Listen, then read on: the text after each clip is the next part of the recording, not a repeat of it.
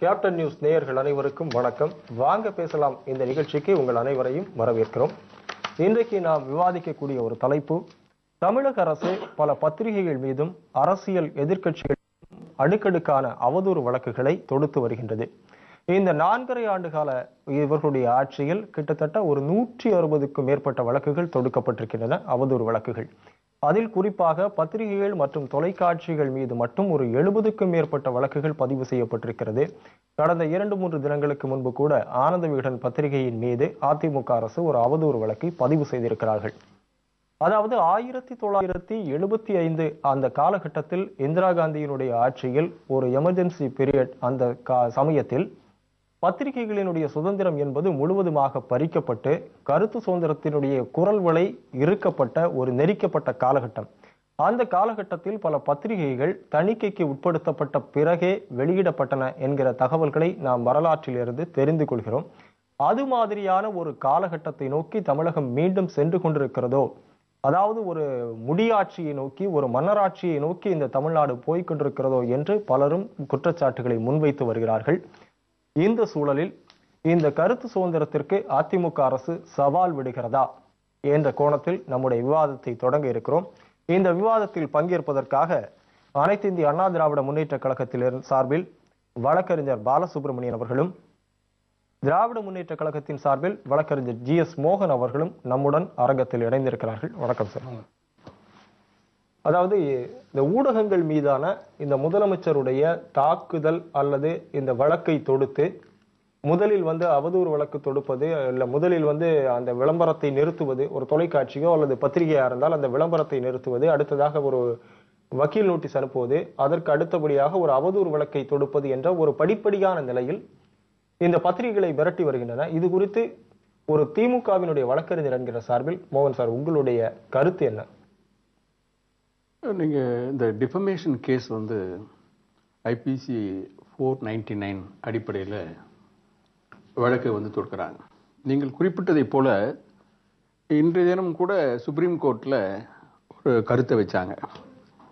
அதாவது இன்னைக்கு இந்திய அளவிலே டிஃபமேஷன் கேஸ் தமிழ்நாட்டில் தான் அதிகமாக இருக்குன்னு ஒரு சுப்ரீம் கோர்ட் சொல்லுகின்ற அளவுக்கு இன்றைய தினம் அதிகமாக டிஃபமேஷன் கேஸ் தமிழ்நாட்டில் போடப்படுகிறது. நீங்கள் குறிப்பிட்டதைப் போல கிட்டத்தட்ட 160 கேஸுகள் பத்திரிகை மீது, தனிப்பட்ட மனிதர்கள் மீது, ஆட்சி எதிர்கட்சிகள் மீது, இவர்கள் மீதெல்லாம் வழக்கு தொடுக்கின்றார்கள். நான் கேட்கின்றேன், எதிர்கட்சிகள் சபையை நடத்த வேண்டும், ஆளுங்கட்சியின் ஆட்சியாளர்கள் ஆட்சியை நடத்த வேண்டும். எதிர்கட்சிகள் சபையை நடத்த விடுகின்றார்களா என்றால் இல்லை. இன்றைய தினம் கூட சுப்ரீம் கோர்ட்டில் என்ன கருத்து சொன்னார்கள் என்று சொன்னால், மரியாதைக்குரிய விஜயகாந்த் அவர்கள் ஒரு இங்கே இருக்கிற டெஃபமேஷன் கேஸு அங்கே இன்டீரியம் ஸ்டேக்காக போனாங்க. அப்படி போகும்போது அதுக்கு நோட்டீஸ் ஆர்டர் ஆகி 2 வீக்ஸ் டைம் போட்டிருக்காங்க ரெஸ்பான்ஸ் கொடுக்க. அப்போது அந்த சுப்ரீம் கோர்ட்டில் இருக்கின்ற நீதி அரசர்கள் என்ன சொன்னார்கள் என்றால், ஒரு எதிர்கட்சியை சார்ந்த ஒரு எதிர்கட்சியினுடைய தலைவர் அவர் கேள்வி கேட்பதில் என்ன தவறு? இது ஜனநாயக நாடு தானே. ஒரு ஆளுங்கட்சியை பற்றி எதிர்கட்சிகள் குற்றம் சாட்டுகின்றார்கள் என்றால் அந்த குற்றச்சாட்டுகின்றதை நீங்கள் நிரூபிக்க வேண்டும். இல்லை என்றோ அல்லது தவறு என்றோ சொல்லலாம். ஆனால் வழக்கை தொடுத்து ஏற்கனவே சுப்ரீம் கோர்ட்டிலும் ஹைகோர்ட்டிலும் பல வழக்குகள் தேங்கி இருக்கின்றன. இந்த காலகட்டத்திலே இப்படி ஒரு நிலவே தேவையதான. ஏனென்றால் ஆட்சியாளர்கள் வளர்ச்சி நோக்கை பாதையை நோக்கி செல்ல வேண்டும். அதை விட்டுவிட்டு காழ்ப்புணர்ச்சியின் காரணமாக எதிர்கட்சிகளை நீங்கள் அடக்குமுறையை கையாண்டீர்களானால் இது ஜனநாயக நாடு. அண்டர் ஆர்டிகல்ஸ் 19(1)(a) 1(2) இவையெல்லாம் தனி மனிதனுடைய உரிமை, பத்திரிகைகளுடைய உரிமை. பத்திரிகை பார்த்தீங்கன்னா இன்னைக்கு ஜனநாயகத்தில் மிகப்பெரிய தூண், ஒரு 4வது தூண். அந்த தூணை நீங்கள் ஒடுக்குகின்றீர்கள், அடக்குகின்றீர்கள். அதை எவ்வளவு மோசமாக நீங்கள் பண்ண வேண்டுமோ அந்த அளவுக்கு பண்ணுகின்றீர்கள். இன்னும் சொல்ல போனால் கடந்த வாரம் கூட ஆனந்த விகடன் என்ற பத்திரிகையில் இந்த முதல்வருடைய அவருடைய கணிப்பு ஸ்டாட்டிஸ்டிக்ஸ் எடுத்திருக்காங்க. இவங்களுக்கு எவ்வளவு ஆதரவு இருக்கு. இது பல பத்திரிகைகள், பல வார இதழ்கள் எழுதுவது வண்ணம், இது தொடர்ந்து எழுதுவது நிகழ்வுகள் தான். இதை பொறுத்து கொள்ள வேண்டும். அதாவது அதை பொறுத்து கொள்ளாமல் யாரோ அவருடைய தூண்டுதலின் காரணமாக இன்று தினம் ஆளுங்கட்சியை சேர்ந்த ஏதோ இது பெரிய இழப்பு போல நீங்க டிஃபமேஷன் போடுகின்ற பொழுது மக்கள் கவனத்துக்கு செலுத்துகின்றீர்கள், கவனம் போகின்றது. அப்போ நீங்களே எங்க அப்பா குதிரைக்கொள்ளையில கதை மாறிடுது. இல்ல இப்போ நீங்க குறிப்பிடுறீங்க, இப்ப ஆனந்த விகடன் வந்து இந்த ஒரு கட்டுரை எழுதிய காரணத்துக்காக அவதூறு வழக்கு தொடரப்பட்டது, உங்களுக்கு சகிப்புத்தன்மை இல்லையா, ஒரு பத்திரிகைகளுடைய சுதந்திரம் தேவை வேண்டாமான்னு கேக்குறீங்க. இதே உங்களுடைய ஆட்சி, திமுக ஆட்சி காலத்தில் 2005 வைகோ வந்து பிரதமருக்கு ஒரு கடிதம் எழுதுகிறார். திமுக வந்து என்னிடம் இருக்கக்கூடிய சட்டமன்ற உறுப்பினர்களை அல்லது கட்சி நிர்வாகிகளை தன்னுடைய பக்கம் இழுப்பதற்கு முயற்சி செய்கிறார்கள் என்று பிரதமருக்கு ஒரு கடிதம் எழுதுகிறார். அந்த கடிதம் டைம்ஸ் ஆஃப் இந்தியா செய்தித்தாளில் இடம்பெறுகிறது. இந்த செய்தி வெளிவந்த உடனேயே டைம்ஸ் ஆஃப் இந்தியா மீது திமுக வழக்கு தொடுத்திருக்கிறது. இல்ல, அந்த நிலைப்பாடு வேறு, இன்றைய நிலைப்பாடு வேறு. அன்றைய நிலைப்பாட்டில் அவர்களாக வந்தார்கள். திராவிட முன்னேற்ற கழக ஆளுங்கட்சியை நோக்கி எதிர்கட்சி என்ற மதிமுகவிலிருந்து பல சட்டமன்ற உறுப்பினர்கள், பல கட்சியாளர்கள் எங்களிடம் வந்து சேர்ந்தார். இது ஒரு சாதாரண விமர்சனம் தானே? இல்ல, விமர்சனம் என்பது வேறு. நீங்கள் அது காழ்ப்புணர்ச்சிக்காரமா நீங்க வந்து ஒருத்தர் மேல வந்து அவதூறுவாக சொல்லுகின்ற பொழுது அதனுடைய குற்றச்சாட்டுகள் வேறு. இன்றைய தினம் அந்த நிலையில் நீங்க அதுக்கு நீங்க கம்பேர் பண்ணாதீங்க. ஏன்னா இன்றைய தினம் வந்து திராவிட முன்னேற்ற கழகத்தில் 160 கேஸ் போட்டோமா, இல்ல 180 கேஸ் போட்டோமா? ஓரிரு கேசுகள் வந்து அது அந்த நிலைப்பாடிலே அந்த இடத்துல ஒரு டிஃபமேஷன் கேஸ் போட வேண்டிய சூழ்நிலை உருவாக்கப்பட்டதனால்தான் அப்பொழுது போடப்பட்டது. திமுக ஆட்சியில 2002 முதல் அந்த 2006 வரையிலான காலகட்டத்தில் ஊடகங்கள் மீது மட்டும் 40 அவதூறு வழக்குகளை தொடுத்திருக்கிறார்கள். அதாவது நீங்க ஊடகம் மேல வந்து வழக்கு தொடுத்திருக்கார்கள் என்றால் உரிமை, அது நிரூபிக்க வேண்டியது ஊடகத்தினுடைய உரிமை. இல்ல நீங்க பத்திரிகை, அதாவது பத்திரிகையுடைய சுதந்திரத்தை நாங்கள் குறுக்கிடவில்லை. முன்னாடி நீங்க தான் சொன்னீங்க. நான் தான் சொன்னேன், நான் சொல்லவே இல்லை. ஆனா இந்த அளவுக்கு கடுமையாக, அதாவது ஒரு 40 வழக்குன்னா பத்திரிகை மட்டும் அல்ல, இல்ல பத்திரிகை மீது மட்டும் 40 இல்ல மொத்தம் 70 வழக்குகள் தொடுக்கப்பட்டன திமுக ஆட்சியில். அதில் பத்திரிகைகள் மீது மட்டும் 40 வழக்குகள் தொடுக்கப்பட்டிருக்கின்றன. சோ இதே சகிப்புத்தன்மை வேண்டும் என்று சொன்ன நீங்க இப்ப சொல்றீங்க பத்திரிகைகளுக்கு உரிமை கிடையாதான்னு கேக்குறீங்க, விமர்சிப்பதற்கு உரிமை கிடையாதுன்னு கேக்குறீங்க. அதைத்தான் நான் கேட்க வரேன். கண்டிப்பாக, அதாவது அந்த காலகட்டத்தில் எந்த அடிப்படையில் அந்த வழக்குகள் போடப்பட்டது என்பது எனக்கு தெரியாது.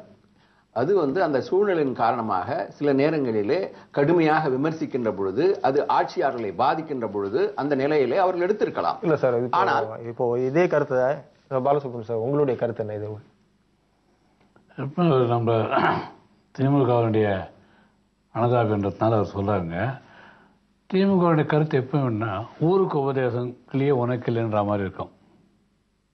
சரிங்களா? இன்றைக்கு வந்து அவதூறு வழக்கை தொடுப்பதற்கு மூல காரணமாக ஆதாரமாக இருந்தது திமுக தான். ஒன்று சொல்லுங்க, புரட்சித் தலைவர் எம்ஜிஆர் அவர்கள் திமுகவிலிருந்து வெளியேற்றப்படுகிறார்கள்.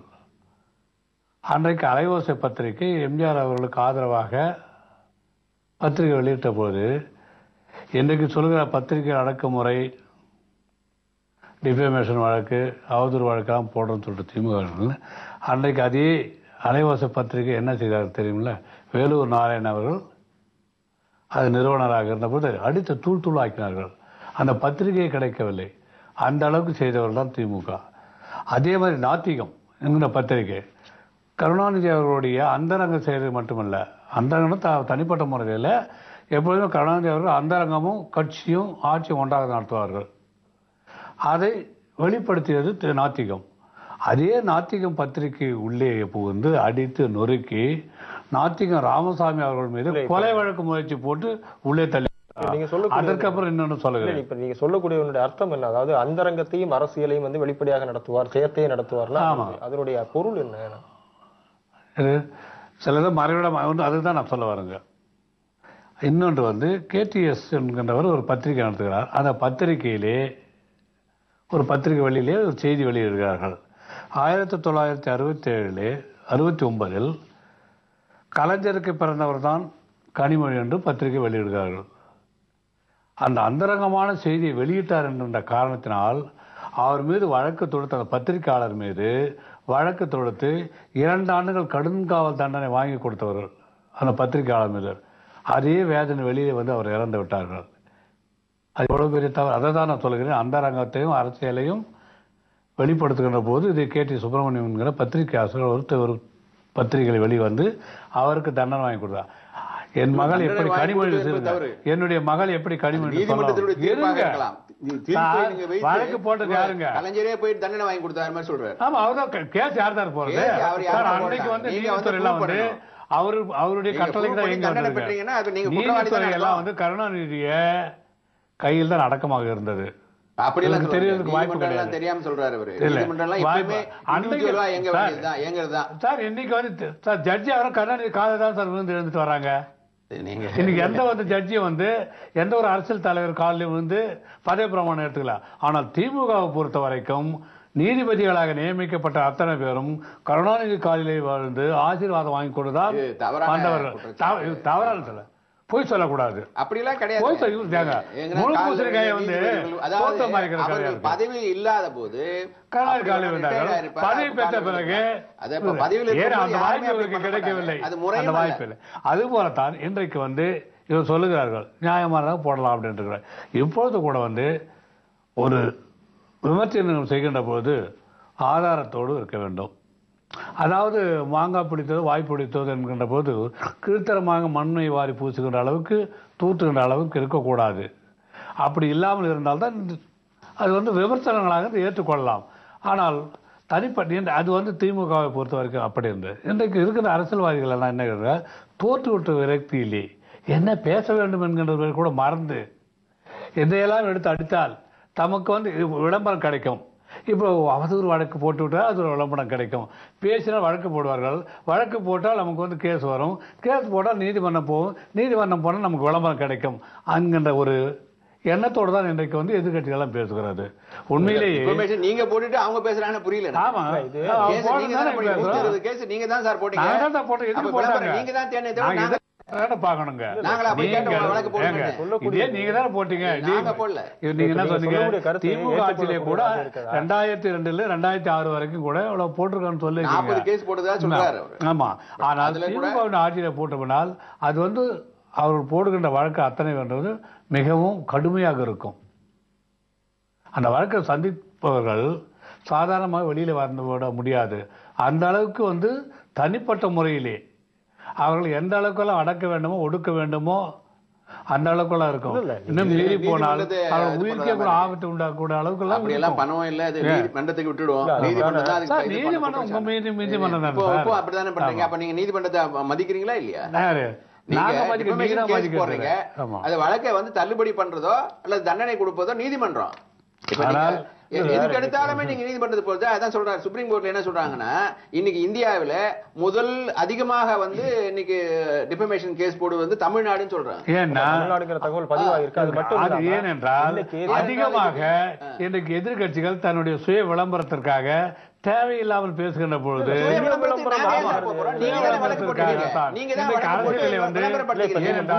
அரசியலிலே இவருடைய பெயர்கள் எல்லாம் மங்கிவிட்டது. யார் இல்ல யாருடைய பேர் மங்கிய பேரை மீண்டும் அரசியலிலே வந்து பிரகாசமாக வர வேண்டும். திரும்ப அதே பதிவு பண்றீங்க. ஒரு அரசியல் லாபத்தை தேடுவதற்கோ இல்ல ஒரு விளம்பர வெளிச்சத்தை தேடுவதற்கோ பேசுகிறார்கள் என்று சொல்ல முடியாது. நீங்கள் ஒரு ஆளும் கட்சியினுடைய குறையை சுட்டி காட்டுவது கூட ஒரு விளம்பரத்தை தேடுவதாக இருக்குமா? இல்ல, நியாயமானதாக ஏற்றுக்கொள்ளலாம். இல்ல, நான் என்ன கேட்கிறேன், நலனுக்காக தவறான்னு கேட்கிறேன். குறையை சுட்டி காட்டுவது எதிர்க்கட்சியினுடைய இயல்பு. அதுதான் ஒரு அதை விட்டு எதிர்கட்சிப்படுத்துவதில்லை. ஒரு முதலமைச்சர் கொடநாட்டில் ஓய்வெடுக்கிறார்னு சொல்கிறது ஒரு தப்பா? தவறுதான். இல்ல, தவறுன்னு எப்படி சொல்ல முடியும்? எப்படி ஓய்வெடுப்பா நீங்க சொல்லுங்க. யார் சொல்றது உங்களுக்கு யோகித்து இருக்கு? இல்ல, ஓய்வெடுக்கத்தான் செல்கிறார்னு சொல்லுங்க வெளியிடுறாங்க. ஓய்வெடுக்க செல்கிறோம். தவறுதாங்க. ஏன் ஒரு முதலமைச்சர் ஓய்வு எடுக்கக்கூடாதா? ஓய்வெடுப்பதற்கு தனியாக வந்து ஒரு 2 மாதம் 3 மாதங்களுக்கு ஒரு முறை கொடநாடு அல்லது சிறுதாவூர் பங்களாக்கு செல்கிறார் என்று ஒரு எதிர்க்கட்சி தலைவர் விமர்சனம் செய்வதற்கு அவர்களுக்கு யோகித்து இருக்கிறார். அவர் எங்க போய் ஓய்வு எடுக்கிறாங்க? அவங்களை பத்தி சொல்லுங்களேன். நம்ம குறை சொல்றாங்களே, சிறுதாவூர் போறாங்க, கொடநாடு போறாங்க. கொடநாடு சிறுதாவூர் தமிழ்நாட்டில் தானே இருக்குது. தவிர அன்றைக்கு கூட இந்திரா காந்தி அன்றைக்கு கூட பிரதமராக இருந்த போது எல்லா துறையிலையும் நம்ம பின்னோக்கி இருக்கோம். 20வது இடத்துல இருக்கோம் வளர்ச்சி பாதையில. அதுக்குதான் அந்த கேள்வி எழுத தவிர நீங்க எல்லா பாதையில முதல் இடத்துல இருந்ததுன்னா நீங்க எங்கன்னா போய் ரெஸ்ட் எடுங்க, யாரும் கேட்க போறது இல்ல. இந்த தமிழ்நாடு வந்து மற்ற நாட்டுல வந்து ஆக்சுவலா 3வது இடம் 2வது இடத்துல இருந்ததெல்லாம் பொருளாதார துறையிலேயே தள்ளப்பட்டிருந்ததுக்காக தான் எதிர்கட்சிகள் குற்றம் சாட்டுகின்றார்கள். இது என்ன தவறு? நீங்கள் உங்களை திருத்திக் கொள்ள வேண்டும். நாங்கள் வந்து ஆட்சிக்கு வரும்னு சொல்லுகிறோமா? இல்லையே. நீங்கள் ஆட்சி செய்கின்ற பொழுது இவையெல்லாம் குறைகள் இருக்கின்றன. இன்னும் சொல்ல போனால் இன்னைக்கு சாலையெல்லாம் பாத்தீங்கன்னா குண்டும் குழியுமாக இருக்கிறது. இது கேட்பது தவிர விஜயகாந்த் கேட்டார், டிஃபமேஷன் கேஸ் போடுவதா? மழை பெய்வதற்கு முன்பே சாலைகளுடைய தரம் மோசமா என்பது தேசிய ஆவண குற்றக்காரர்கள் செய்திகள் பொருளாதார இந்த கடன் வாங்குவதில் வந்து தமிழ்நாடு முதலிடம். அரசு அந்த லட்சணத்திலே ரோடுகளை போட்டு விட்டு போய் நீங்க 4.5 வருஷமா இருக்கீங்க. நீங்க என்ன பண்ணீங்க? நாங்க போட்ட ரோடு மழையினால் பாதிக்கப்பட்டிருந்து சொன்னாலும் நீங்க வந்ததற்கு பின்னால் 4.5 ஆண்டு காலம் புதிய ரோடுகள் போடப்பட்டிருக்கிறதா? இந்த தினம் எல்லா ரோடுகளும் பழுதடைஞ்சிருக்கிறது. எல்லா ரோடுமே பழுதடைஞ்சிருக்கு. நாங்க மதுரை வாயிலுக்கு இந்த கடந்து இங்க வருவதற்கு 1 மணி நேரம் ஆச்சு. குண்டும் குழியுமா இருக்கு. என்ன ரோடு போட்டீங்க என்ன கேட்கிறோம். அதுதான். அது மட்டும் இல்லாமல் பராமரிப்புகள் மிகவும் மோசமாக இருக்கிறது. ஒரு நாட்டினுடைய முதலமைச்சர் எல்லாத்தையும் போராடி வாதாடி பெற்றுத்தர வேண்டும். எதிர்கட்சிகள் குற்றம் சாட்டுகின்றன, என்ன குற்றம் சாட்டினார்களோ அதை நிரூபிக்க வேண்டும். அல்லது எதிர்கட்சிகளுடைய குறைபாடுகளை நீங்கள் களைந்தவராக இருக்க வேண்டும். எல்லா நிலைப்பாடுகளையும் பார்க்கின்ற பொழுது தமிழ்நாட்டிலே சட்டமன்றத்தை கூடுகின்ற பொழுது ஏதாவது எதிர்கட்சிகளை கேட்டுள்ளதுண்டா? எதிர்கட்சிகள் குரல் கொடுக்கின்ற பொழுது நீங்கள் அந்த குரலை நெறித்தவராக இருக்கின்றீர்கள். அவர்கள் வெளிநடப்பு செய்கின்றார்கள். இது ஜனநாயக மரபா? Government is for the people, by the people, of the people. ஜனநாயகம் அதாவது அரசு மக்களுக்காக, மக்களுடைய அரசு, மக்களுக்காக அரசு. அப்படி இருக்கின்றதா? அப்படி இருக்க வேண்டும் என்பதுதான் எதிர்கட்சிகளுடைய நிலைப்பாடு. சரி, விஜயகாந்த் என்ன குடும்பத்தை பாக்குறாரா? நீங்க அப்போ இன்னொரு எதிர்கட்சிகள் வந்து வைகோ குடும்பத்தை பாக்குறாரா? குற்றம் சாட்டுகின்ற பொழுது குடும்பத்தை பத்தி ஏன் சொல்றீங்க? நீங்க அவங்க சொல்றதை வந்து நீங்க வந்து வெற்றியம் பண்ணுங்க. இன்னைக்கு தமிழ்நாடு தொழில்துறையில 4.5 ஆண்டு காலத்திலே ஏதாவது புதிய தொழிற்சாலை உருவாக்கப்பட்டிருக்கிறது கேட்கின்ற பொழுது பதில் சொல்ல வேண்டாமா இல்லையா? சீர்கெடுத்தீங்களோ அது சீர் செய்வதற்கு இன்னும் 4 ஆண்டு காலம் பிடிக்கும். ஆரம்பிக்கணும். நீங்க ஆரம்பிக்கிறீங்க. இன்னைக்கு 85 லட்சம் பேரு இதுல நீங்க பதிவு பண்ணிருக்கான். வேலை எம்ப்ளாய்மெண்ட் எங்களுக்கு வேலை இல்லைன்னு சொல்றான். நீங்க வந்து இலவசத்தை வந்து ஊக்குவிக்கிறீங்க. இலவசம் யார் கேட்டா? மக்கள் கேட்டார்களா? அதற்காக 19 கோடி செலவு செய்கிறீர்கள். நீங்கள் வீட்டுக்கு ஒருவருக்கு வேலை கொடுப்பீர்களேயானால் இலவசங்கள் யாருமே வாங்க மாட்டார்கள். அந்த நிலைப்பாடை எடுப்பதில்லை. இதெல்லாம் எதிர்கட்சிகள் கேட்கின்ற பொழுது அவர் குரல் வளைக்க நீங்கள் வந்து நெருக்கின்றீர்கள், ஜனநாயகத்தை நெருக்கின்றீர்கள். இப்படி செய்கின்ற பொழுது கண்டிப்பாக எதிர்கட்சிகள் கேட்கத்தான் செய்வார்கள். நீங்கள் பதில் சொல்வது பதில் சொல்கின்ற இடத்தில் இருக்கின்றீர்கள் இல்லையா? பதில் சொல்லியே ஆக வேண்டும். நீங்க வந்து இது தவறு என்ற போது நீங்க அந்த தவறு ரெக்டிஃபை பண்ணிக்கலாமே. அது உங்களுக்கு தானே நல்லது இல்லையா? அப்படி எடுப்பதே இல்லையே. எதிர்கட்சிகள் எது கேட்டாலும் எது சொன்னாலும் தவறு என்று சொன்னால் அவர் மீது வழக்கு போட்டால் எப்படி உங்களுக்கு எதிர்கட்சியாக பணியாற்ற முடியும்? அவர் ஒரு தொகுதி சொல்லி எதுவும் போடலைங்க. என்ன இல்ல, எதிர்கட்சிகள் மீது வழக்குகள் பதிவு செய்யப்பட்டிருக்கு.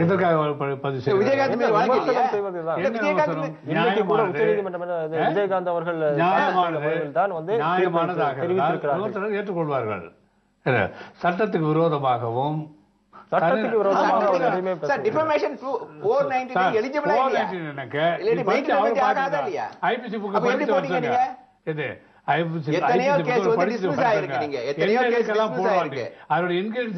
படிச்சுட்டு வர சொல்லுங்க.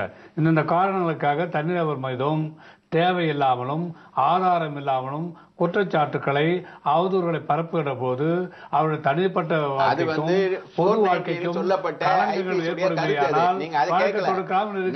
ஏன் வழக்கு போட்டீங்க? நீங்க சொல்றதுலாம் அதுல ஆதாரமே இல்லையே, ஏன் வழக்கு போட்டீங்கன்னு கேக்குறாங்க. இல்லாம வந்து ஒரு நம்பர் பண்ண முடியாது. வழக்கு போட முடியும்னு சொன்னீங்க. ஆமாங்க. வேலூர் மாவட்டத்துல குழந்தைகளுடைய மதிய உணவுக்காக வைத்திருந்த முட்டைகளில் ஒரு 15,000 முட்டைகள் வந்து அழுகிய நிலையில் இருந்தது என்று கடந்த ஒரு 1.5 ஆண்டுகளுக்கு முன்னால் டைம்ஸ் நவ் தொலைக்காட்சி அதை ஒரு டாக்குமெண்டரியாக ஒரு ஸ்டோரி எடுத்து அதை ஒளிபரப்பினார்கள். அதற்காக டைம்ஸ் நவ் மீது ஒரு வழக்கு, ஒரு அவதூறு வழக்கு. இதற்கு கூட வந்து ஆதாரத்தை வந்து அவர்கள் திரட்டி கொண்டு அவர்களிடம் கொடுத்து விட்டுதான் இந்த செய்தியை ஒளிபரப்ப வேண்டும் என்கிற விதி இருக்கிறதா? ஒரு பொதுமக்களை போட்டு ஒரு 2.5 லட்சம் முட்டைகள் அழுகி போச்சு அப்படின்றப்ப பப்ளிக் என்ன ஆகும்? பப்ளிக் வந்து அந்த அரசாங்கத்து மேலே அந்த பகுதியில் இருக்கிற மேலே மாவட்ட ஆட்சியர் நல்ல பேர் வராது, கெட்ட பேர் வரும்ல. நீங்கள் போடுவேன்னா ஆதாரத்தோட போடணும். இல்ல, ஆதாரத்துடன் ஒளிப்பதிவு செய்யப்பட்ட காட்சிகள் தான். முட்டை அழுகி போச்சு என்ன ஆதாரம் இருக்குங்க? முட்டையை உடைச்சு பார்க்கும்போது தெரியாது. அப்போ எத்தனை முட்டை, அத்தனை லட்சம் முட்டை உடைச்சு பார்த்துட்டு அதை வந்து வேக வைத்த வைக்கும் போது சாப்பிடும் போது குழந்தைகளுக்கு ஏற்படக்கூடிய வாந்தி மயக்கம் வந்து உங்களுக்கு ஒரு ஆதாரம். அது வந்து நம்ம வீட்லயே அது வந்து அங்க போடணும்னு இல்லையா, நம்ம வீட்டுல கூட அந்த மாதிரி நடக்கல. சத்துணவு முட்டையை பொறுத்தவரையில் மிகப்பெரிய ஊழல் ஊழல் அப்படின்னு அதுக்கு ஒரு பேரை கொடுத்துட்டு நீங்க இது பண்றீங்க. என்னன்னா ஒரு கொள்முதல் விலையில் கூட பல லட்சங்கள் கோடிகள் வந்து சரளமாக புழல்கிறது என்பது பல செய்தித்தாள்களில் செய்தியாக வந்திருக்கிறது. இன்னொரு செய்தி நீங்க கேட்டீங்க, ஆதாரம் இல்லாமல் எந்த செய்தியும் வந்து வெளியிட வேண்டாம், அப்படி இருந்தால் வந்து டெஃபமேஷன் கேஸ் வந்து அவங்க கொண்டு வரலான்னு.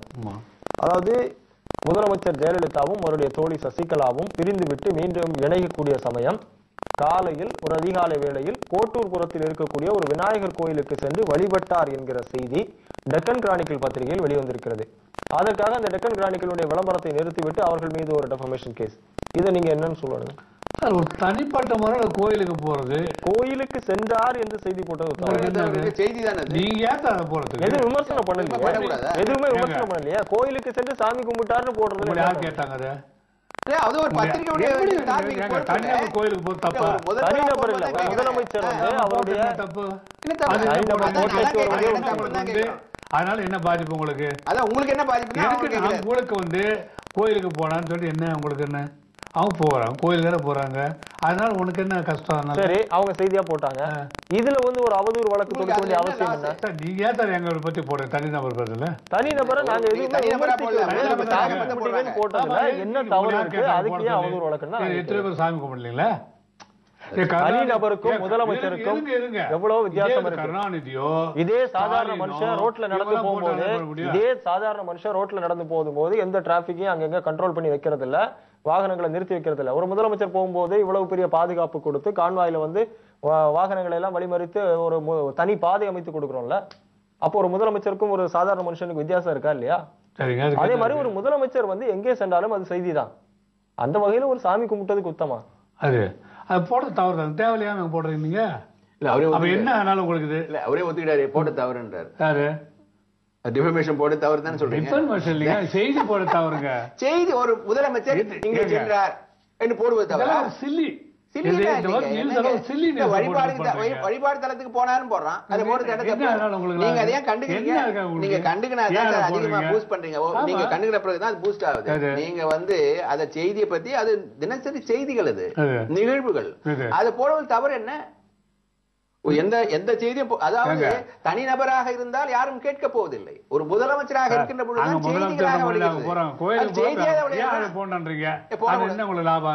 சார் அவனை போய் கேளுங்க. அந்த பத்திரிகை அந்த பத்திரிகை டெக்கான் தானே போட்டாங்க. அவனதான் கேக்குறாங்க, அவனதான் கேக்குறேன். தவறில்லை. இது வந்து ஒரு கோயில் என்ன அர்த்தத்தோட போடுறீங்க? கோயிலுக்கு போடக்கூடாதுன்னு சொல்லிட்டீங்க. அவங்களை பற்றி எந்த விமர்சனமும் செய்யக்கூடாதுன்னு சொல்றீங்க. பண்றீங்க இல்ல, நீங்க செய்யக்கூடிய குற்றங்களை கூட, ஒரு தவறுகளை கூட சுட்டி காட்டக்கூடாதுன்னு சொல்றீங்க. இல்லாத தவறு எப்படி சுட்டி காட்டுங்க? இந்த 4.5 ஆண்டு காலங்கள்ல எந்த தவறு நடக்கல. என்ன தவறு நடந்தது? இதை விட, அதாவது இதையாவது விட்டுருங்க.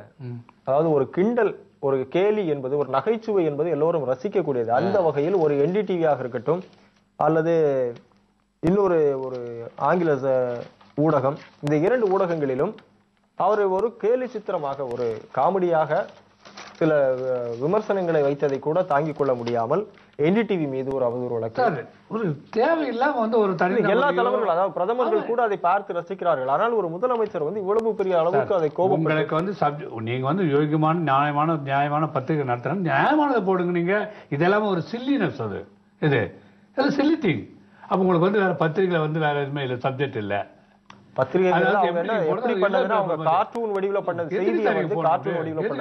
இதே பத்திரிகைக்கார வேற மாதிரி போட்டா ஏத்துப்பாங்களா?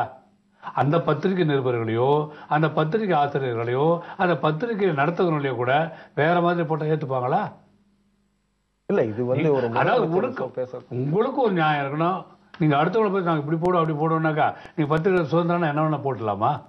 இல்ல, பத்திரிகை வந்து கார்ட்டூன் என்பது பத்திரிகையில் காலகாலமாக இருக்கக்கூடிய ஒரு வடிவம். சார், பத்திரிகைகள் என்ன பண்ணலாம்? நியூஸை போடலாம், ஏதாவது ஆதாரப்பூர்வம் அதிகாரப்பூர்வம் தவறுனால போடலாங்க. ஒருத்தர் கிண்டல் பண்றது, மோகன் சார், இதை விட ஒரு மிகப்பெரிய கொடுமை. அதாவது ஒரு செய்தி தவறாகவோ இல்ல விமர்சித்தோ ஒரு கட்டுரையாகவோ செய்தியாகவோ வெளிவந்திருந்தால், அவர்களுடைய மனதை புண்படுத்தி இருந்தால், ஒரு செய்தி ஆசிரியர் மீதோ அல்லது அந்த பத்திரிகையினுடைய உரிமையாளர் மீதோ அல்லது அந்த செய்தியை கொடுத்த செய்தியாளர் நிருபர் மீதோ வழக்கு தொடுப்பது என்பது நடைமுறையில் பல இடங்களில் நான் பார்த்து பல மாநிலங்களில் நான் பார்த்திருக்கிறோம். ஆனால் அந்த செய்தியை ஒரு தொலைக்காட்சியில் வாசித்த ஒரு செய்தி வாசிப்பாளர், அதுவும் கேப்டன் டிவியில் செய்தி வாசித்த ஒரு செய்தி வாசிப்பாளர் மீது கூட அவதூறு வழக்கு பதிவு செய்யப்பட்டிருக்கிறது. இதை நீங்க எப்படி பாக்குறீங்க? அதாவது ஒரு நிர்வாக குழு, ஒரு ஆசிரியர் குழு முடிவெடுத்து ஒரு செய்தியை எழுதி கொடுத்து அதை வெறுமனே ஒரு திரையில் தோன்றி வாசிக்கிற ஒரு செய்தி வாசிப்பாளருக்கு கூட இந்த நாட்டில் சுதந்திரம் இல்லை என்றால் இன்னமும் கூட அந்த வழக்கை அவர் சந்தித்துக் கொண்டிருக்கிறார். இல்ல, இது எப்படி இருக்குன்னா, இந்திரா காந்தி அம்மையார் இருக்கின்ற பொழுது 1975 இது கொண்டு வந்தாங்க, எமர்ஜென்சி. அது போல இருக்கு. அதாவது ஒரு பத்திரிகையாளராக இருந்தாலும் அல்லது செய்தி வாசிப்பவராக இருந்தாலும் செய்தி வாசிப்பவர் என்ன செய்வார்? செய்திகள் என்ன கொடுக்கப்பட்டதோ அதை வாசிக்கிறார். இப்போ அவர் டைரக்டா இன்வால்வ் இல்லை, கொடுக்கப்பட்ட செய்தியை அவர் வாசிக்கிறார். அவர் மீது நீங்கள் வழக்கு போடுவது எந்த விதத்தில் நியாயம் என்று எனக்கு தெரியவில்லை. அப்போ ஒரு தனிப்பணி மனிதனுக்கோ அல்லது செய்திக்கோ அல்லது மீடியாவுக்கோ உரிமை இல்லையா? அவர் சொன்னாரு, வாசிக்கிறான்டாப்ல, நண்பர்கிட்ட கத்தி கொடுக்குறேன், குத்திட்டு இது நீங்க சொல்லக்கூடிய உதாரணம் ஏற்றுக்கொள்ளக்கூடிய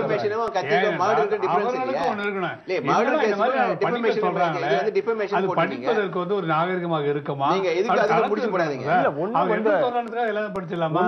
ஒரு அருவருக்கத்தக்க வார்த்தைகளோ இல்ல ஒரு தகாத வார்த்தைகளோ எதுவும் கிடையாது.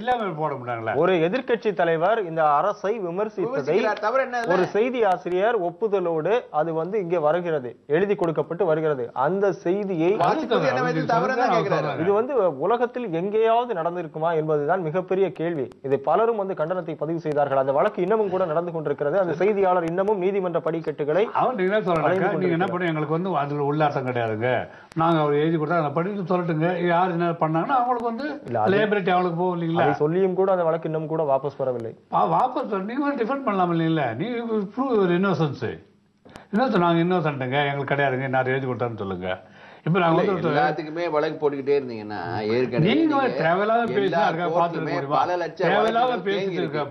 இந்த சூழ்நிலையில ஒரு யாருமே உங்களை கேட்க வழக்கு போடுறதுக்கு இவர் யாருக்குமே உரிமை ஏற்றுக்கொள்ளக்கூடியது அல்ல. இதை உருவாக்குறதே திமுக தாங்க. எது பத்திரிகைக்காரர்கள் அடக்குமுறை பண்ணிருக்காங்க, பொதுமக்களை பேசத்துக்கு முடியாம ஒரு காற்று தர்பார் நடத்திருக்காங்க. இவர் தெரியாம ஒரு சிறிய விளம்பர இடைவேளைக்கு பிறகு நேயர்களே, ஒரு சிறிய விளம்பர இடைவேளைக்கு பிறகு மீண்டும் சந்திப்போம்.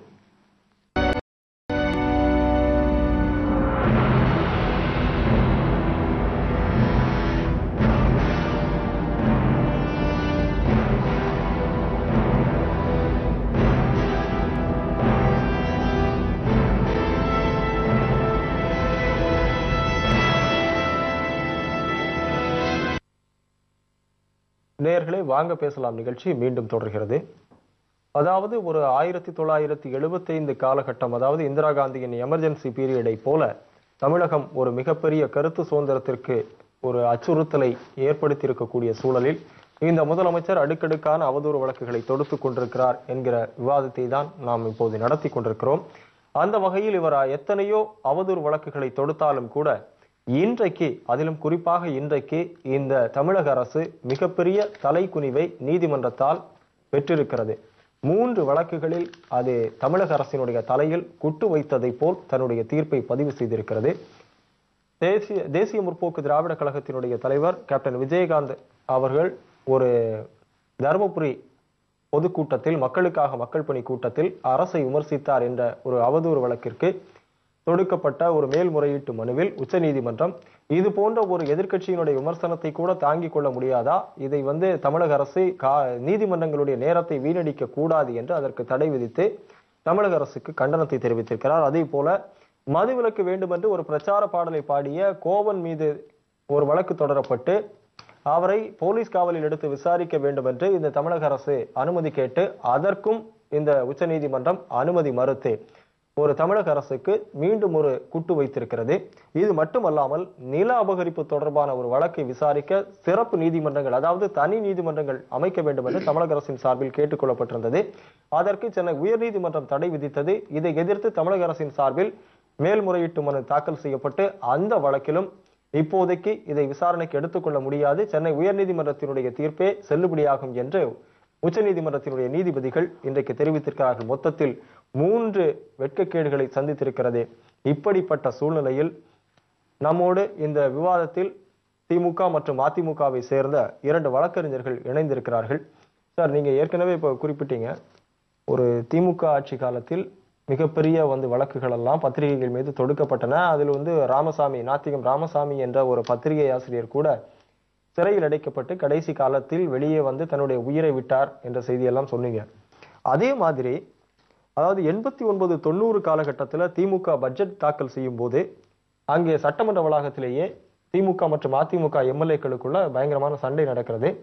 அந்த நேரத்தில் சட்டமன்ற உறுப்பினராக இருந்த பரிதி இளம் வழுதியினுடைய வேட்டி கிழிக்கப்பட்டு பிடுங்கி எறியப்படுகின்றது. இந்த செய்தியை அன்றைக்கு இருந்த இலுஸ்ட்ரேஷன் வீக்லி என்ற ஒரு மும்பையை சேர்ந்த ஒரு பத்திரிகையாளர் அன்றைக்கு தலைமைச் செயலகத்துக்கு வந்திருந்திருக்கிறார். அந்த செய்தியை, காட்சியை பார்த்துவிட்டு அதை மிக தெளிவாக தன்னுடைய பத்திரிகையிலே ஒரு செய்தியாக வெளியிட்டிருக்கிறார். அந்த செய்தி வெளிவந்து மிக பரபரப்பாக பேசப்பட்டது. இந்த வேட்டி உருவப்பட்டது என்பது அதிமுகவினரால் உருவப்பட்டது என்று அவர் கொண்டு வந்திருக்கிறார். அதன் பிறகு ஆட்சிக்கு வந்த ஜெயலலிதா, அப்போது சபாநாயகராக இருந்த சேடப்பட்டி முத்தையா, அவர் சபாநாயகராக இருக்கிறார். இந்த வேட்டி உருவப்பட்டது, அந்த செய்தியை வெளியிட்டது ஒரு சபை மீறல், அந்த இதை அவர் செய்திருக்க கூடாது, அது ஒரு உரிமை மீறல் என்று புகார் தெரிவித்து அது வழக்கு தொடுக்கப்பட்டிருக்கிறது. அந்த அவதூறு வழக்கு சுனில் என்பவர் மீது, அந்த சுனில் தான் அந்த பத்திரிகையினுடைய செய்தியாளராக செய்தியை பதிவு செய்தவர். அந்த சுனில் அவதூறு வழக்கு தொடுக்கப்பட்டு சிறையில் அடைக்கப்பட்டார் என்கிற செய்தி தெரிய வருகிறது. ஆனால் அதே சுனில் ஒரு நீண்ட இடைவெளிக்கு பிறகு ஜெயா டிவியில் ஒரு வைஸ் பிரசிடென்டாக நியமிக்கப்பட்டார். இன்றைக்கு அவர் ஜெயா டிவியில் இல்லை. இப்படிப்பட்ட ஒரு அவதூறு வழக்கை தொடுத்தவர்கள், பல்வேறு இன்னல்களை கொண்டு வந்தவர்கள். ஆனால் அதே ஒரு உரிமை மீறலை கொண்டு வந்த சேடப்பட்டி முத்தையாவை அலைக்கழித்து அவர் ஒரு திமுகவுக்கு செல்லக்கூடிய சூழலை உருவாக்கியது இந்த அதிமுக. இவ்வளவு பெரிய ஒரு பத்திரிகை சுதந்திரத்திற்கு அப்போதிலிருந்தே ஒரு கங்கணம் கட்டி கொண்டு செயல்படுகிற அதிமுக இப்படி எதிர்க்கட்சிகளையும் பத்திரிகைகளையும் இப்போதும் கூட தொடர்ந்து வாட்டி வதைத்து வருகிறது. இந்த நிலைமையில நீங்க திமுக மீது குற்றச்சாட்டு வைக்கிறீங்க, இதற்கு உங்களுடைய சொல்லுங்க. பரிதி இளம் வழுதி வேட்டி பிடிச்சி எடுத்தான்னு சொல்லி இது பண்றீங்களா? சில பேர் உட்கார்றப்போ உட்காருன்னு சொல்லி வேட்டி பிடிச்சி எடுக்கலாம், அது அவந்து போயிடும். அதுக்காக வேட்டி பிடிச்சி எடுத்தான சொல்ல முடியும். இல்ல, நான் இப்போ அண்ணா திமுக தான் இருக்காரு. இல்ல, நான் நகைச்சுவை வந்தாரப்போ நீங்க எடுத்துட்டீங்க. இல்ல, நான் இதை நான் நகைச்சுவையா கேட்கல, சம்பவத்தை உட்காருன்னு சொல்றாங்க. இப்ப காங்கிரஸ்காரர் கூட பாருங்க உட்காருங்க, இழுத்து பண்ணிருக்காங்க, அவர் உட்காருங்கன்னு சொன்னாங்க. ஆமா, கிழிக்கப்பட்டு பிடிங்கி எறியப்பட்டது வேகமா எடுத்து கிழிக்கலாம், ஆணில மாற்றி கூட கிழிச்சிருக்கலாம். அதுக்காக அது ஒரு குற்றச்சாட்டா பண்ணக்கூடாது. நெருப்பு ஆபத்தானதுதான், அதில் சமைக்காமல் விட்டு விடுகின்றோமா? காட்டிலே புலிகள் வாடுகிறது, புள்ளி மான்களும் இருக்கிறது. அதே போல கிணற்றிலே பாம்புகள் இருக்கிறது, அங்கே தவளைகளும் இருக்கின்றது. ஆகவே நல்லதும் கெட்டதும் சேர்ந்ததுதான் உலகம். அதே போல அதை இன்டாலரண்ட் ஆட்சியாளர்கள், எதிர்க்கட்சிகள் குற்றம் சாட்டுகின்ற பொழுது அதை பொறுத்து கொள்கின்ற மனம் பக்குவம் உடையவர்களாக இருக்க வேண்டும். ஒன்று. இரண்டாவது, ஆட்சியாளர்களை எதிர்த்து கேள்வி கேட்பது நாட்டினுடைய வளர்ச்சிக்காக கேட்கப்பட்ட கேள்வி இல்லையா? நீங்கள் வளர்ச்சி பாதையிலே ஆட்சியாளர்களாக இருக்கின்றதனால்தான் இதை நீங்கள் செய்யவில்லை, இதை செய்யலாமே என்ற கேள்வி எழுகின்ற பொழுது செய்ய வேண்டியவர்கள் நீங்கள்.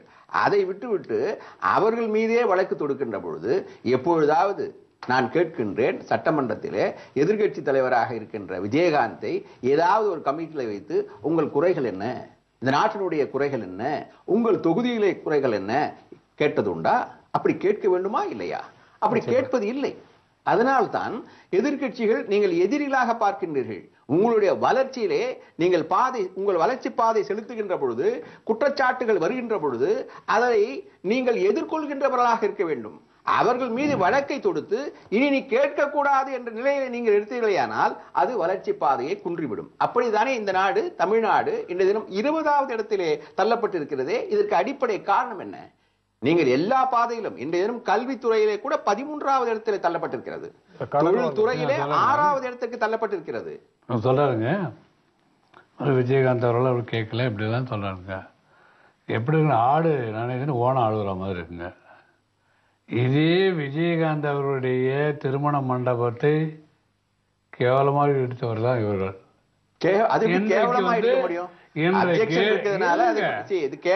சட்ட பிரகாரம் இல்லாம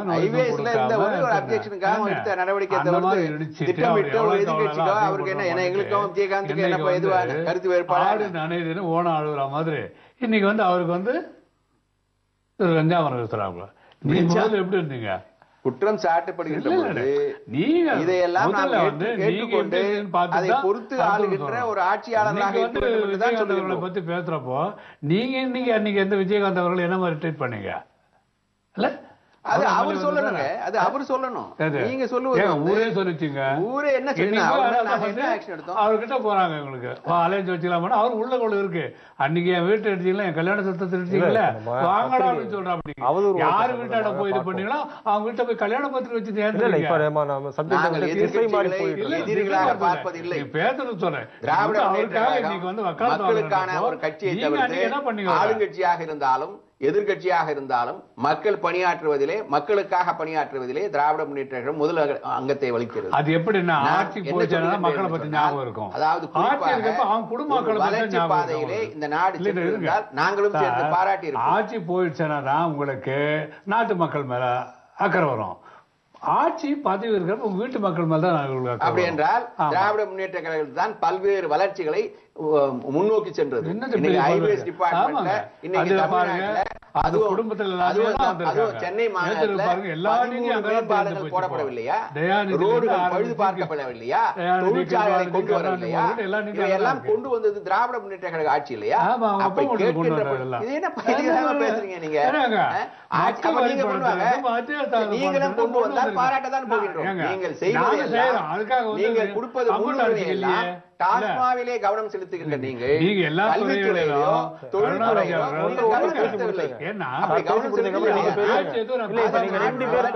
யாருக்கும் புரிய போறது இல்ல. யாராவது ஒருத்தர் பேசி சொல்றாரு ஏதோ திமுக தான் மக்களுக்காக வந்து அவதாரம் எடுத்த மாதிரியும் திருக்கோளை முத்துவேல் கருணாநிதி அவர்கள் தான், அதான் திமுக ஏதோ மக்களுக்காக அவதாரம். அதுதான் உண்மை சார். நீங்க எல்லாம் அவ்வளவுதான் என்கிட்ட பேசுவாரு. இப்படிதான் இங்கே பேசுற பாவம் ஆகவே நீங்க வந்து இவர் ஆட்சியில் தான் எல்லாமே மறந்துட்டா மாதிரி எல்லாம் கற்பனை இல்லைங்களா? ஒவ்வொருத்தரையும் வந்து வருமான நிதி என்று பார்க்கறது தான் கருணாநிதி. ஒரு திட்டத்தை ஆரம்பிச்சாருன்னா எவ்வளவு லாபம் வரும் தான் பாக்குறது. அதுக்காக தான் அது பண்ணுவோம். கோவத்துல கூட கிளீன் பண்ணாருனாக்க எவ்வளவு முதல்ல போட்டா நமக்கு முதல் வரும். இரண்டு கட்சிகளுமே திட்டமிட்டு ஒரு 40-50 ஆண்டு காலமாக தமிழ்நாட்டுல வந்து இது வரைக்கும் வந்து இருங்க ஒரு திட்டத்துல போட்டு இவங்க என்ன பண்ணிருக்காங்க சொல்லு பண்ணுங்க. ஏன்னா அந்த இடத்துல வந்து தனக்கு வேண்டிய அதிமுக என்ன பண்ணாங்க? இது வரைக்கும் என்ன சார் இது மாதிரி வந்து நான் கூட பொதுமக்களுடைய படத்தை கேட்டீங்கல்ல, திமுக என்ன பண்ணாங்கன்னு கேட்டீங்க. குடும்ப ஆட்சி தான் சார் வந்தது. இங்கேயும் ஒரு மிகப்பெரிய பின்புலம் இருக்குல்ல. இல்ல நீங்க வந்து திமுக ஆட்சியில பாருங்க, கருணாநிதி வந்தாருங்க. கருணாநிதிக்கு அப்புறம் அவரோட மச்சான் மாறன் வந்தாருங்க. மாறனுக்கு அப்புறம் அது எல்லாம் இருங்க ஒரு ஃபேமிலில இருந்து ஒரு கட்சிக்காக பணியாற்ற வந்து வேண்டாம்னு சொல்லுங்க. அது என்னங்க வேற யாரும் தகுதி கிடையாதா? தகுதி என்ன? தகுதி அங்க ஒரு மிகப்பெரிய குடும்ப அரசியல். அதான் குடும்ப அரசியல். இங்க அது மாதிரி கிடையாது. இங்க குடும்ப அரசியல் இல்ல. இப்போ இவங்களுடைய தோழிகளுடைய குடும்பங்கள் எல்லாம் இருக்கு. இப்போ வந்து தோழி குடும்பத்துல பதவியில இருக்காங்க. அவங்க எதுவும் செய்யறாங்க, என்ன போறாங்க. எல்லா மிகப்பெரிய தொழிற்சாலைகள் எல்லாமே இவங்களை சுத்திதான் இருக்கு. அந்த ஜாஸ் சினிமாஸ் உட்பட 1000 கோடிக்கு வாங்கினது இது மாதிரியான மதுபான ஆலைகள், பல மதுபான ஆலைகள். அவங்க நண்பர்ன்றதுனால அவங்களுக்காக இவங்க பத்தி பண்ண முடியாதுங்க. உங்க நண்பர் தப்பு பண்றதுக்காக நீங்க வந்து பொறுப்பேற்க முடியுமா? உங்க நண்பர் நல்லது செய்யறதுக்கு நீங்க பொறுப்பேற்க முடியுமா? ஒரு முதலமைச்சர் நிழலாக தொடுகின்ற பொழுது அவர்கள் எதிர்கட்சிகள் கேட்கிறார்கள். நீங்கள் இல்லை என்று ப்ரூவ் பண்ணுங்க, அவ்வளவுதான். இதெல்லாம் நமக்கு வேலை. மக்கள் நாங்க என்ன செய்யணுமோ அது வந்து 5 இல்ல அதுதான் செய்யலையா, அதுக்காக மக்கள் நீங்க கவனம் செலுத்தாதனால கவனம் செலுத்திருக்காங்க. எங்க வளர்ச்சி பாதையில இல்லையே 20வது இடத்துல எப்படி போச்சு வளர்ச்சி பாதையில பொருளாதார துறையில? நீங்க பாருங்க, பீகார் வந்து கடைசி இடத்துல இருந்த பீகார் முதல் இடத்துல பொருளாதார துறையில இருக்க ஒண்ணே கிடையாதுங்க. இரண்டாவது இடத்துல, மூணாவது இடத்துல தமிழ்நாடு, அந்த நிலை ஏன்னு தான் எதிர்கட்சிகளை வந்து விஜயகாந்த் கேட்கிறாரு. அதை நீங்க அப்போ ஒருத்தர் கேட்கவே கூடாது. உந்த அளவுக்கு கேட்க முடியாது, கேட்கறது யோகியது கிடையாது. எதிர்கட்சிகள் எதிர்கட்சி தலைவரா இருக்கிறதுனால தான் சொல்றமே தவிர்த்து மக்கள் உங்களுக்கு வீட்டுக்கு அனுப்பிச்சிட்டாங்க. இப்போ நீங்க ஆட்சி வந்திருக்கீங்களா, நீங்க செய்யுங்கன்னு தான் சொல்றோம். நீங்க சொன்னதே போல எங்க வந்து புறக்கணிச்சிட்டாங்க, உங்களை தேர்ந்தெடுத்தாங்களே, அப்ப நீங்க ஒழுங்கா பண்றீங்களா இல்லையா தானே குற்றச்சாட்டு. திமுக குற்றச்சாட்டுன்னா அவங்க ஆட்சியில் இருக்கிற வரைக்கும் குடும்ப மக்களை பார்ப்பாருங்க, வீட்டு மக்களை பார்ப்பாரு. பதவி போயிட்டு அப்புறம் தமிழை பத்தி பேசுவாரு, தரையை பத்தி பேசுவாரு, விண்ணை பத்தி பேசுவாரு, மண்ணை பத்தி பேசுவாருங்க. ஆனா பதிவில் இருக்கிற பாருங்க அடிப்படையில பேச மாட்டாங்க. ஆட்சியை உருவாக்குகின்றவர்கள் ஏழைகளாக இருக்கின்றார்கள், அதை அனுபவிப்பவர் பணக்காரர்களாக இருக்கின்றார்கள். இதுதான் இந்த நிலைப்பாடு. ஆமாங்க. ஏனென்று சொன்னால் இங்கே ஊழல் மலிந்து இருக்கிறது. எல்லா இடத்திலும் எல்லா துறையிலும் ஊழல் இருக்கிறது. அதிகாரிகள் இருந்து மந்திரிகள், நான் வந்து எல்லாரையும் குற்றச்சாட்டுல, ஒரு சில மந்திரிகள் ஒரு சில அதிகாரிகள் இப்படி குற்றம் செய்கின்ற பொழுது, ஊழல் செய்கின்ற பொழுது அதை கண்டிக்க வேண்டும் என்பதுதான் எதிர்கட்சியுடைய நிலைப்பாடு. இதுல என்ன தவறாக இருக்க முடியும் எனக்கு தெரியவில்லை. நம்ம பால்வளத்துறையில இதே விஜயகாந்த் அவர்கள் வழக்கு தொடுத்தார் ரமணன் மீது. பால் வாங்குவதிலே முறைகேடுகள் நடந்திருக்கிறது என்று குற்றம் சாட்டிருக்கார். டிஃபமேஷன் வழக்கு அவரே தொடுத்தார். அப்ப அந்த வழக்கை அதை நீங்க எதிர்கொள்ள வேண்டுமா இல்லையா? அப்போ நீங்க என்ன பண்ணுவீங்கன்னா அந்த மந்திரி மேல் எடுத்துருவீங்க. அப்ப எடுக்கிறீங்கன்னா என்ன அர்த்தம்? அப்ப குற்றச்சாட்டை வந்து நிரூபிக்கப்பட்டதுன்னு அர்த்தம். அப்படி கிடையாது. ஆனா அந்த வழக்கை நீங்க எதிர்கொண்டு இவ்வளவு வந்து சேர்ந்திருக்காங்க, தவறுதான் அப்படின்னு மக்கள் மத்தியில் சொல்லலாமே, அப்படி சொல்வதில்லை. நான் சொல்றேன் எத்தனையோ இது வரைக்கும் நீங்க பாத்தீங்கன்னா 30 மந்திரிகள் இருந்த இது வந்து இன்னைக்கு வந்து 7 மந்திரிகள் தான் தொடர்ந்து இருக்காங்க, 11 மந்திரிகள்.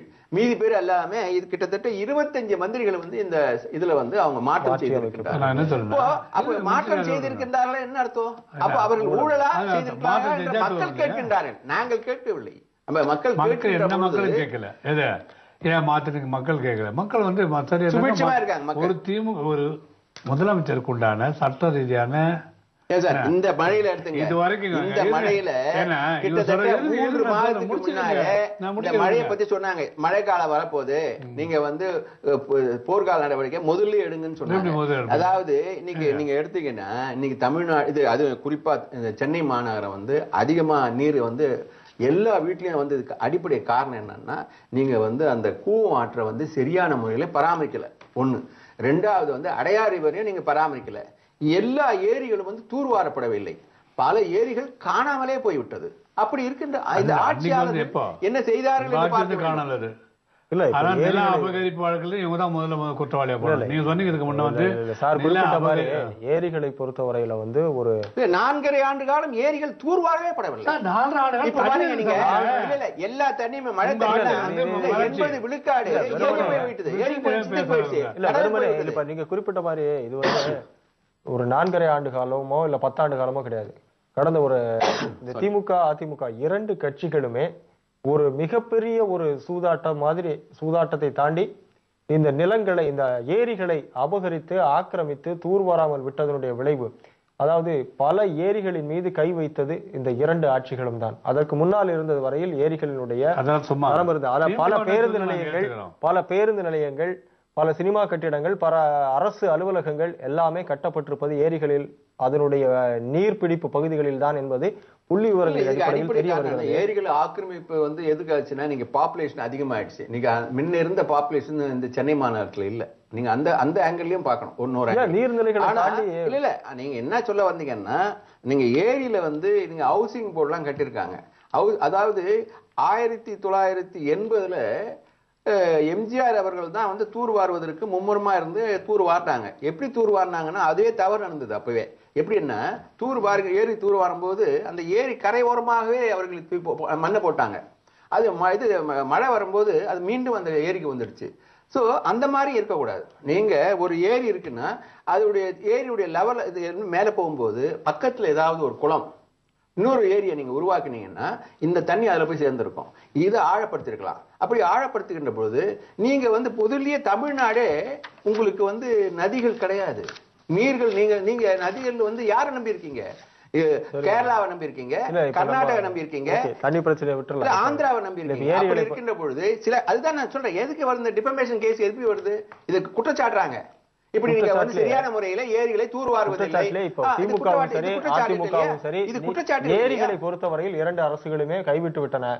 அதாவது 88, 89 காலகட்டத்தில் மத்திய அரசு ஒரு சட்டத்தை கொண்டு வந்து நாட்டில் இருக்கக்கூடிய அனைத்து ஏரிகளையும் தூர்வாரி கொள்ளலாம். அந்தந்த மாநில அரசுகள் அந்தந்த மாநில அரசுகள் தங்களுக்கு விருப்பப்பட்ட ஏரிகளை சுத்தப்படுத்திக் கொள்ளலாம், அந்த நிதியை மத்திய அரசிடமிருந்து பெற்றுக் கொள்ளலாம் என்கிற ஒரு செய்தி அப்போது எல்லா மாநிலங்களும் தங்களுடைய ஏரிகளை சுத்தப்படுத்திக் கொண்டார்கள். ஆனால் தமிழ்நாடு அரசு மட்டும் அப்போது ஆட்சியில் இருந்த திமுக இரண்டு ஏரிகளை மட்டும் சுத்தப்படுத்தியது. எந்த ஏரி என்று கேட்டால், ஒன்று கொடைக்கானல், இன்னொன்று ஊட்டியில் இருக்கக்கூடிய படகு சவாரி செய்யக்கூடிய ஏரிகள். மற்ற எல்லா ஏரிகளையும் விட்டுவிட்டன என்கிற குற்றச்சாட்டும் பதிவு செய்யப்பட்டிருக்கிறது. இது கடந்த கால வரலாறு. அது உண்மையான அல்ல. எல்லா ஏரிகளும் தூர்வாரப்பட்டது. எல்லா ஏரிகளும் கிடையாது. அந்த 2 ஏரிகள் மட்டும்தான். இது வரலாற்றினுடைய பதிவுகள் இப்படி இருக்கக்கூடிய சூழ்நிலையில் நிச்சயமாக இந்த அரங்கிற்கு அவதூறு வழக்கு சம்பந்தமாக உங்களுடைய மனம் திறந்த ஒரு கருத்துக்களை ஒரு கருத்து மோதல்களாகவே முன்வைத்து பல கருத்துக்களை தெரிவித்திருக்கிறீர்கள். மிக்க நன்றி. வணக்கம். நேயர்களே, எத்தனையோ அடக்குமுறைகளை இந்த ஆட்சி கட்டவிழ்த்துவிட்டு அவதூறு வழக்குகளின் மூலம் இந்திய நாட்டினுடைய 4வது தூணாக விளங்கிக் கொண்டிருக்கக்கூடிய பத்திரிகை தூணை அசைத்து பார்க்கலாம் என்ற முடிவுக்கு வந்திருக்கிறது. இது மிகப்பெரிய ஜனநாயக ஆபத்தில்தான் போய் முடிய போகிறது. அதாவது நாடாளுமன்றம், நீதித்துறை, அரசு எந்திரம் ஆகிய 3 தூண்களை தாங்கி நிற்பதற்கு பத்திரிகை சார்ந்த ஊடகம்தான் 4வது தூண். அந்த தூணினுடைய வலிமையில்தான் மற்ற 3 தூண்களும் கம்பீரமாக எழுந்து நிற்கும். ஆனால் அந்த தூணையே அசைத்து பார்ப்பது என்பதே ஆளும் கட்சிக்கு அழகல்ல என்பதே அனைவருடைய குற்றச்சாட்டாக முன்வைக்கப்பட்டிருக்கிறது. மீண்டும் நாளை மற்றொரு தலைப்பில் சந்திப்போம். அதுவரை நன்றி, வணக்கம்.